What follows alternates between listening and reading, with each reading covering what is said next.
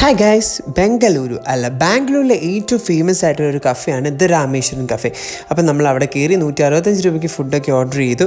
നമ്മൾ ബാംഗ്ലൂരിലുള്ളപ്പോൾ ഒരിക്കലും മിസ് ചെയ്യാൻ പാടില്ലാത്തൊരു സ്ഥലമാണ് രാമേശ്വരം കഫേ എന്ന് പറയുന്നത്. നല്ല ആംബിയൻസ് ആണ്. അപ്പോൾ നമ്മൾ കിട്ടിയ ബില്ലൊക്കെ അവിടെ കൊടുത്തിട്ട് ഇങ്ങനെ വെയിറ്റ് ചെയ്യാണ് നമ്മുടെ ഫുഡ് കിട്ടാൻ വേണ്ടി.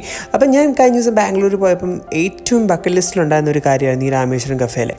അപ്പം അലാമൊക്കെ അടിച്ചു, നമ്മൾ പോയിട്ട് കോഫിയും പറഞ്ഞിട്ടുണ്ടായിരുന്നു. അപ്പോൾ ഫിൽറ്റർ കോഫി എടുത്ത് ആവശ്യത്തിന് ഷുഗറൊക്കെ ആഡ് ചെയ്തിട്ട് ഞാനിങ്ങനെ വെയിറ്റ് ചെയ്യണം ആ ചേട്ടൻ ചായ തരാൻ വേണ്ടി. അങ്ങനെ പുള്ളി ചായയൊക്കെ തന്നു, ഞാനതും കൊണ്ട് പോവുകയാണ് ഗൈസ്. അപ്പോൾ ഞാൻ പൊടി ഗീ മസാല ദോശയാണ് ഓർഡർ ചെയ്തത്. ഭയങ്കര അടിപൊളിയായിട്ടുള്ള 2 ചട്നിയൊക്കെ ഉണ്ടായിരുന്നു.